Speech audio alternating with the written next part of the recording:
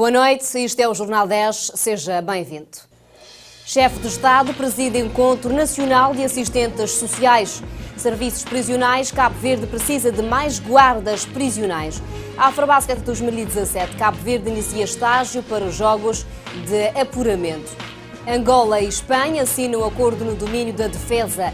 Etiópia relata ataque mortal de pistoleiros do sul do Sudão. Pelo menos 25 vítimas num ataque suicida no Tribunal de Damasco.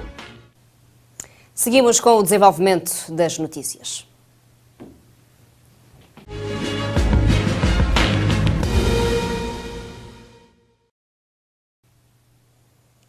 Uma vez mais, boa noite, seja bem-vindo a esta edição. O chefe de Estado, Jorge Carlos Fonseca, presidirá no próximo dia 18, no auditório da Universidade de Santiago, na cidade de Assumada, ao ato de abertura do Encontro Nacional dos Assistentes Sociais de Cabo Verde.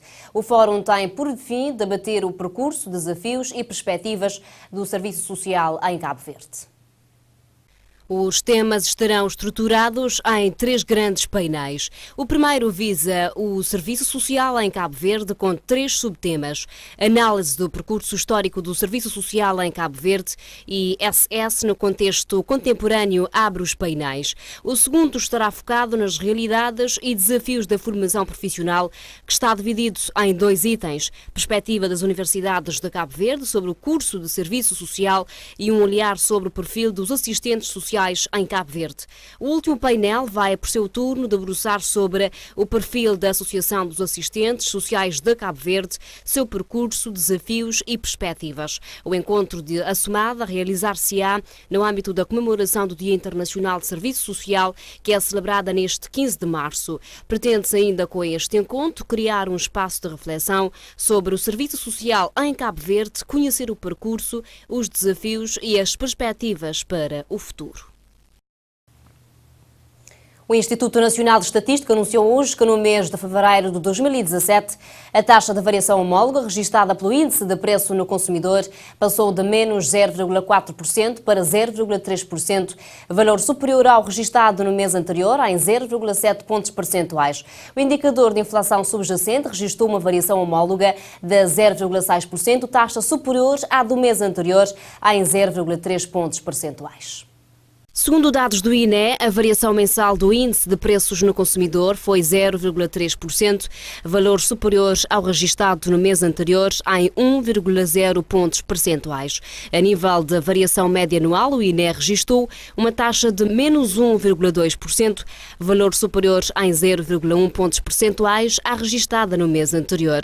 O relatório do INE divulgado hoje mostra que a taxa de variação homóloga do IPC passou de menos 0,4% em janeiro de 2017 para 0,3% em fevereiro de 2017, refletindo sobretudo a aceleração dos preços das várias classes. Por outro lado, e em sentido inverso, evoluíram as classes dos produtos alimentares e bebidas não alcoólicas de menos 0,3% e das rendas de habitação, água, eletricidade, gás e outros combustíveis de menos 1,4%, registaram variações negativas mais relevantes.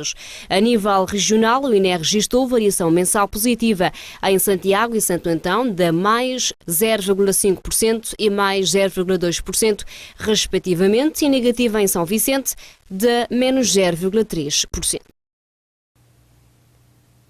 As empresas cabo-verdianas praticamente não aproveitaram a janela de oportunidade que permite os países africanos exportarem os seus produtos para o mercado americano.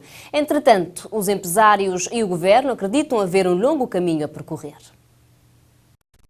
O fraco aproveitamento das empresas deveu-se a um conjunto de fatores, nomeadamente déficit de informações úteis e a fraca capacidade produtiva das empresas do arquipélago. Desde a criação do programa AGOA pelo governo dos Estados Unidos da América, as empresas cabo-verdianas não aproveitaram a janela de oportunidade que permite os países africanos exportarem os seus produtos para o mercado americano. Para contornar tais obstáculos, o presidente da Câmara do Comércio de Sotavento defende que o país precisa de uma nova política industrial. Considera ainda que não há outro caminho a seguir se não apostar no setor produtivo para exportar, realçando o papel que o setor privado desempenhará nesse processo. O economista Paulino Dias apontou 3 razões que não permitiram às empresas cabo-verdianas aproveitar as oportunidades de exportação para os Estados Unidos. São elas a não capacidade de escala da indústria nacional para concorrer com os demais países africanos, o desconhecimento do mercado norte-americano e a fraca apetência das empresas nacionais para explorar outros mercados. A presidente da Cabo Verde Trade Invest, Ana Barber, considera que o país estará interessado em melhorar e aumentar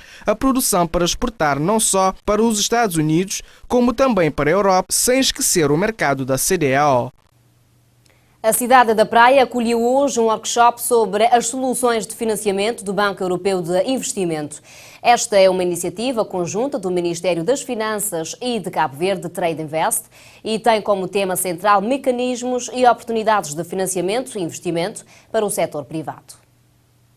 O governo atual, segundo o Ministro das Finanças, aposta seriamente nos investimentos privados. Por isso, o workshop, cujo tema Mecanismos e Oportunidades de Financiamento e Investimento para o Setor Privado, vai trazer mais-valia a Cabo Verde. De acordo com este governante, o setor privado é importante para Cabo Verde, para o nosso governo, precisa de financiamento. Nós queremos facilitar os contactos com todas as instituições internacionais que possam aportar mais financiamento para que o setor privado seja mais ativo, mais pujante, possa investir, possa inovar, possa criar emprego e gerar rendimentos para as famílias em todas as ilhas de Cabo Verde. Este workshop, que contou com a presença de uma equipa do Banco Europeu de Investimento, tem como uma das prioridades, segundo o governo, apresentar as principais soluções de financiamento dessa instituição financeira europeia no setor privado cabo-verdiano. O setor do turismo é uma das prioridades do governo, mas no encontro, os representantes do BEI afirmaram que é preciso ter o aval do governo para alguns projetos. Sobre o assunto, Olavo Correia diz: o governo incentiva e dá todo o suporte a todos os projetos que sejam bem montados, têm uma boa estrutura financeira, têm promotores credíveis. Esses projetos terão todo o conforto do governo e poderão ser submetidos ao BEI para efeito de financiamento. É disso que estamos a falar aqui, por isso queremos facilitar os contactos para que os promotores possam diretamente negociar, mas com todo o suporte do governo, porque são projetos privados que vão gerar rendimento, emprego e criar riqueza em todo o Cabo Verde. Por seu lado, o administrador executivo de Cabo Verde Trade Invest salienta a importância do evento e diz que já existem projetos a serem submetidos ao BEI para o possível financiamento. Esse evento tem 2 partes. A primeira parte é a parte da apresentação do BEI e a parte da tarde será enquadrar em B2Bs, que será realizada nas nossas instalações, em que selecionamos alguns projetos e que submetemos ao BEI, que serão uma sessão de cerca de horas, e aí eles decidirão se apoiarão financeiramente esses projetos ou não. São projetos maioritariamente na área turística. Hotéis, sim, resorts e também existe o próprio fundo, um fundo de um investimento, um fundo de projetos na área turística existente em São Vicente, que também terá uma sessão de B2B especificamente com o BEI. É de realçar que Cabo Verde teve o crescimento de 3,6% em 2016, segundo o governo, e esta iniciativa de possíveis investimentos do BEI a Cabo Verde interessa o mercado pequeno como o nosso. Durante o seminário sobre liderança a decorrer na cidade da Praia, a diretora-geral dos Serviços Prisionais e de Reinserção Social, Júlia Reis, admitiu que Cabo Verde precisa de mais guardas prisionais, sendo que só na cidade da Praia existem 1.183 reclusos para 93 efetivos. A diretora-geral dos Serviços Prisionais e de Reinserção Social, Júlia Reis, admitiu esta terça-feira que Cabo Verde tem um déficit de efetivos prisionais. Durante o seminário sobre liderança a decorrer na capital, Júlia Reis admitiu que o reduzido número de guardas prisionais e a sobrelotação de alguns estabelecimentos prisionais estão no rol das preocupações da instituição que gere. Conforme declarações da diretora-geral, o sucesso do sistema passa pela melhoria da comunicação entre os reclusos e os técnicos. Os dados, segundo Júlia Reis, indicam que só na cidade da Praia existem 1.183 reclusos para 93 efetivos. Com esta formação, pretender-se-á munir os diretores prisionais e técnicos séniores da segurança prisionais de ferramentas de gestão que lhes possibilitem mapear os desafios e identificar as possíveis soluções e respostas, tendo em conta a realidade do país. 27 anos ao serviço de Cabo Verde foi o lema que o Movimento para a Democracia escolheu para comemorar os 27 anos da sua existência. Ulisses Correia Silva disse em conferência de imprensa que o MPD veio para durar e representa muito em termos do seu percurso, da sua história, dos seus valores e do seu futuro em Cabo Verde. Depois de 27 anos de percurso, Ulisses Correia Silva diz que o desafio é continuar a ter um partido que representa aquilo que é a perspectiva do futuro dos cabo-verdianos. Os principais desafios continuam a ser termos um partido que represente aquilo que é a perspectiva de futuro dos cabo-verdianos. Hoje, estando no governo, as nossas responsabilidades são no sentido de o partido ser um grande suporte à governação, mas ao mesmo tempo ser um partido aberto à sociedade, que consiga estar sintonizado com aquilo que é o futuro que precisamos construir para esta geração e para as próximas gerações, ser essencialmente um partido de cidadania, de cidadãos. Um percurso longo, diz Correia Silva, com marcos importantes registados na história de Cabo Verde, como a Constituição da República de 1992, que marca a fronteira entre um regime da economia única para um país da era moderna com liberdade económica, social e política. É um percurso que tem a ver muito com o percurso da democracia cabo-verdiana. Foi um momento em que houve um conjunto de cidadãos que decidiram criar um partido político na perspectiva de participação nas primeiras eleições multipartidárias. Um momento histórico é que, depois de pouco tempo, esse partido venceu as eleições e deu um grande contributo para que Cabo Verde hoje pudesse ser um Estado de Direito democrático respeitado no mundo. O ciclo de conferências em comemoração ao MPD 27 anos de serviço de Cabo Verde prossegue quinta-feira na Ilha de São Vicente e na segunda-feira em São Felipe, na Ilha do Fogo. A Câmara Municipal do Maio lançou ontem, terça-feira, as obras de requalificação urbana e ambiental na comunidade de Pilãocão, no interior da ilha. O projeto irá contemplar uma área de cerca de 2.200 metros quadrados, prevendo-se arruamentos, passeios, estradas e espaço verde, tudo numa perspectiva de desenvolvimento local. Segundo uma nota, a vereadora Carolina Santos afirmou que este investimento é no valor de 3.500 contos. E é totalmente suportado pela Câmara Municipal do Maio, conforme defendido pelo Executivo Municipal, que apontou 2017 como sendo o ano de infraestruturação do Maio. A mesma nota avança que esta empreitada assegura de forma direta cerca de 40 mãos de obra das comunidades de Pilãocão e Alcatraz, mas garante outros empregos de forma indireta às pessoas das comunidades mais próximas. A obra tem um prazo de cerca de 3 meses, sendo totalmente financiada pelo Tesouro Municipal e emprega de forma direta cerca de 40 pessoas. Decorre na cidade da Praia a 4ª jornada de dermatologia, uma iniciativa da Dermoclin, em parceria com a Bioderma, em colaboração com o Hospital Agostinho Neto e Ordem dos Médicos. Um evento com o intuito de reciclar o conhecimento dos médicos gerais. A organização pretende, com esta jornada, melhorar a dinâmica público-privada, diminuir a lista de espera das consultas dermatológicas, bem como reciclar o conhecimento dos médicos gerais e promover a troca de experiências com médicos de outros países, nomeadamente portugueses, conforme avança Raquel Fernandes.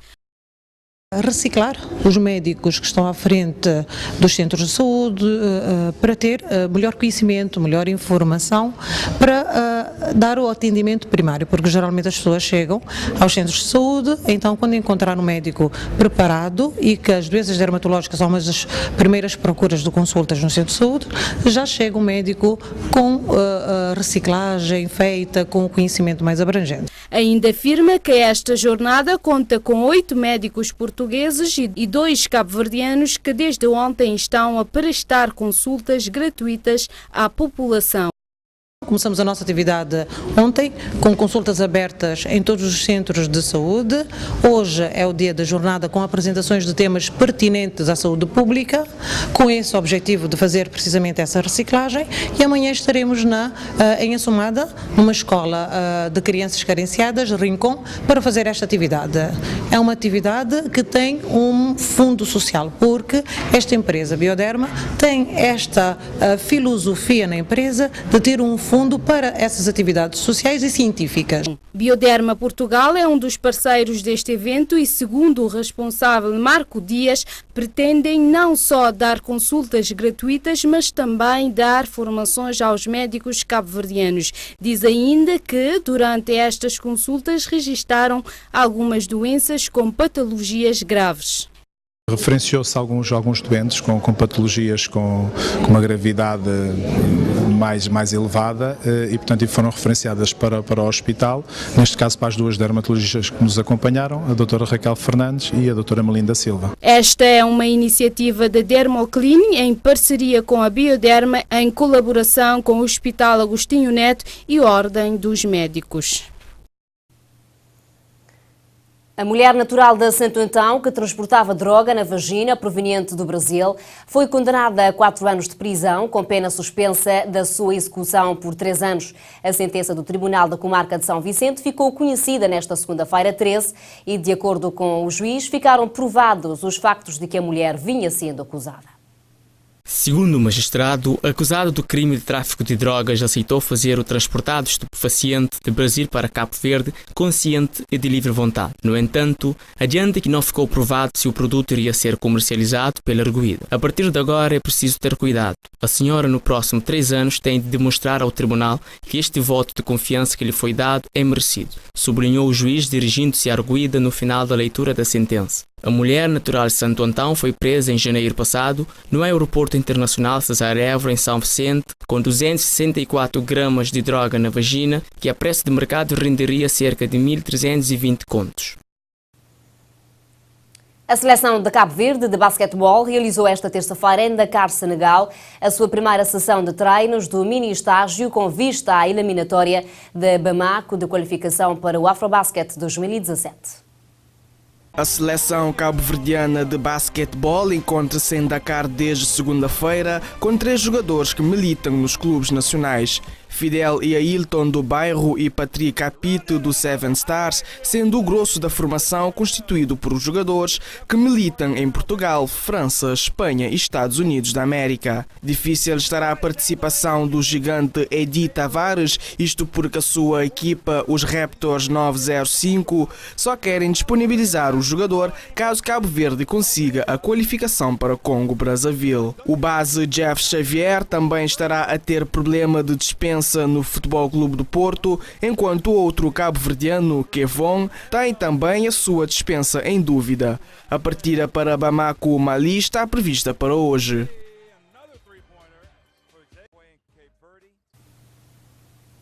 Vamos às opiniões fortes desta quarta-feira. Opiniões fortes. O elenco semanal.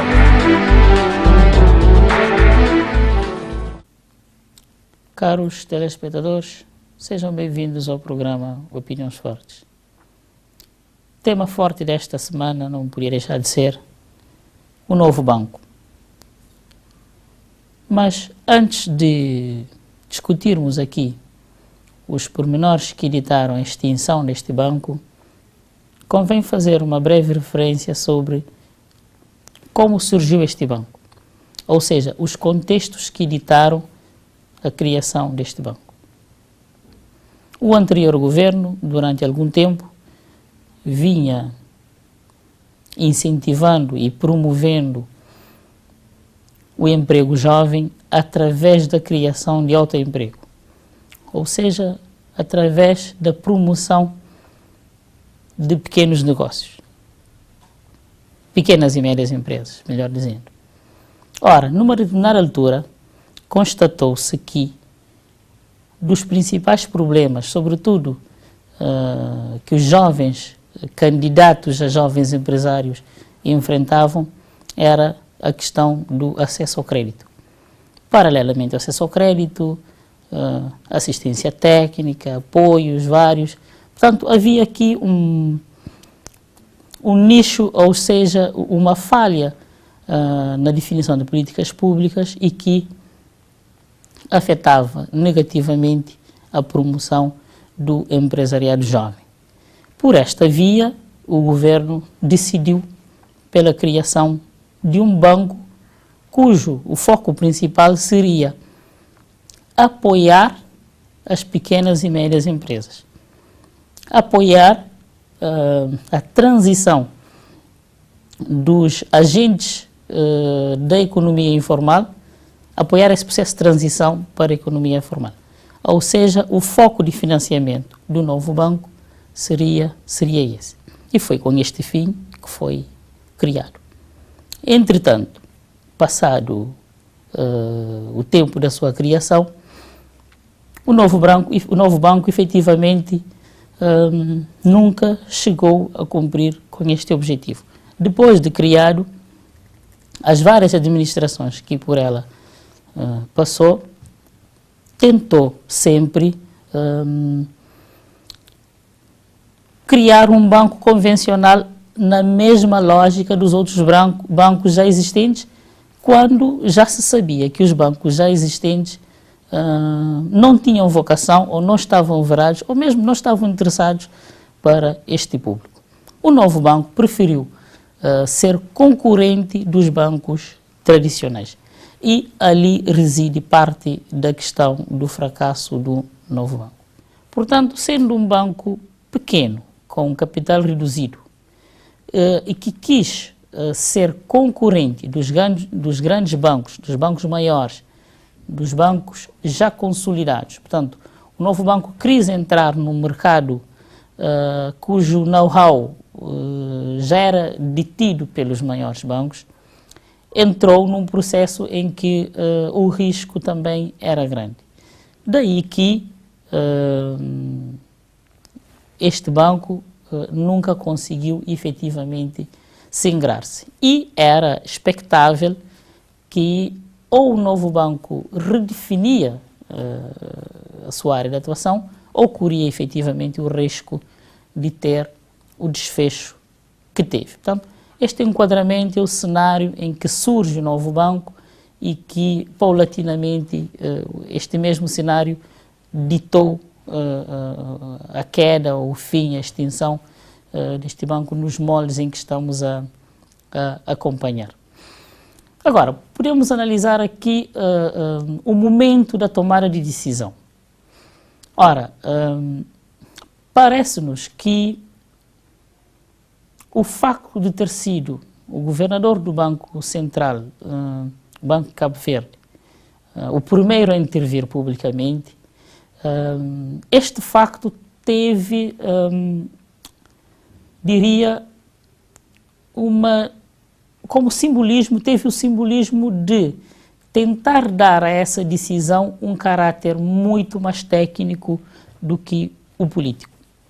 Fez bem o Banco de Cabo Verde através dessa medida? Parece que sim, porque o papel do regulador é atuar onde há falhas, atuar no sentido de atempadamente precaver sobre o interesse dos clientes, o interesse dos acionistas, o interesse de todos que, de uma forma ou de outra, dependem ou investem ou acreditam neste banco. Portanto, a atuação do ponto de vista técnico parece-nos normal e é o que se espera. Os desafios para o futuro em relação ao Banco Central é se o Banco Central manterá esta forma de atuar, ou seja, os outros bancos existentes, perante eventuais sinais futuros de problemas, de fragilidades na sua relação com o mercado, de falta de capital, o Banco Central terá que agir também exatamente da mesma forma. Portanto, abriu-se aqui um precedente que será preciso respeitar e será isso que os cidadãos, os clientes, os consumidores exigirão do Banco Central. O facto do governador do Banco Central ter tido uma intervenção em primeira mão acabou por retirar um pouco a carga política de decisão. Daí que a segunda intervenção do Ministro das Finanças veio nesta sequência. Parece-me que houve claramente esse entendimento entre o Banco Central e o Ministério das Finanças para que assim fosse, precisamente para que a reação da oposição viesse condicionada por este facto. Mas parece-me que o PAICV reagiu bem trazendo um outro elemento, ou seja, para um cidadão como eu, que não está por dentro desta questão, o PAICV levanta a seguinte questão: mas já era sabido e conhecido que o banco estava num processo de recapitalização. Não era desejável esta opção, não se deveria pôr em cima da mesa a opção de uma terceira ou quarta fase de recapitalização deste banco em vez da sua extinção. Pronto, parece-nos que o PAICV faria esta opção caso fosse governo. E o MPD, estando no governo, optou pela sua extinção. Por mim, a extinção deste banco, sem a criação de uma instituição alternativa que venha efetivamente a cumprir com a vocação que se espera de uma instituição de crédito desta natureza, faz todo sentido. Mas se a extinção do banco for por mera opção política e não se criar instituições alternativas, portanto, aí eu discordaria da sua extinção. Mas há um aspecto que me marcou, quer na intervenção do governador, quer na intervenção do Sr. Ministro das Finanças.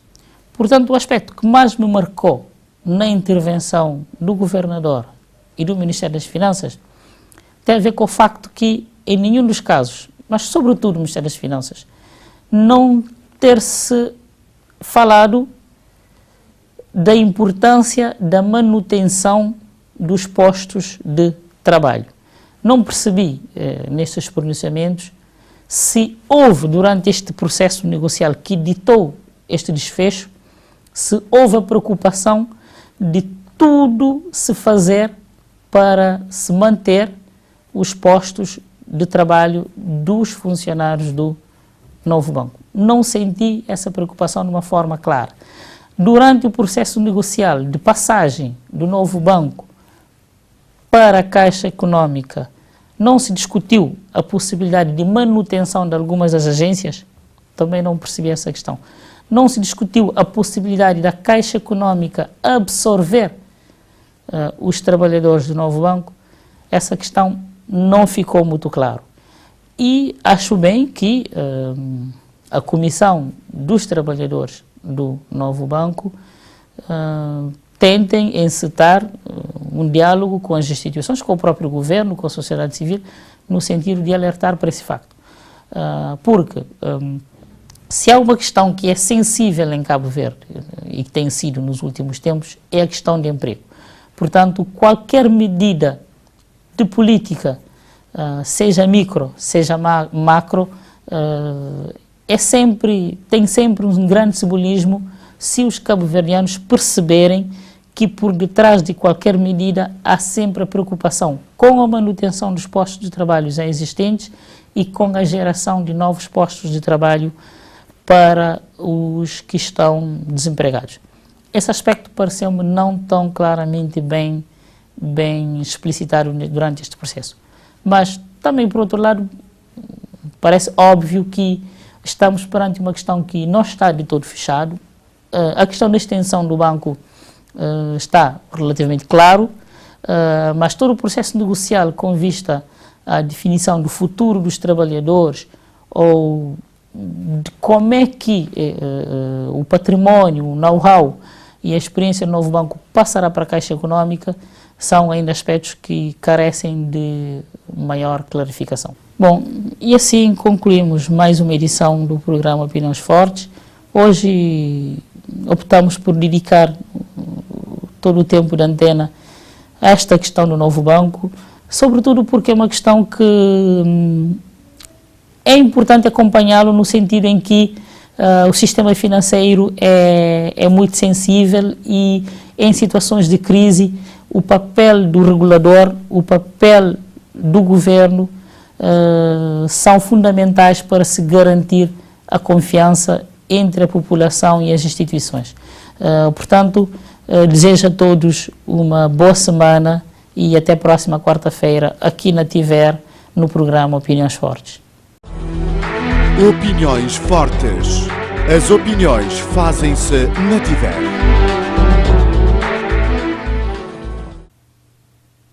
Manchetes de África para acompanharmos agora.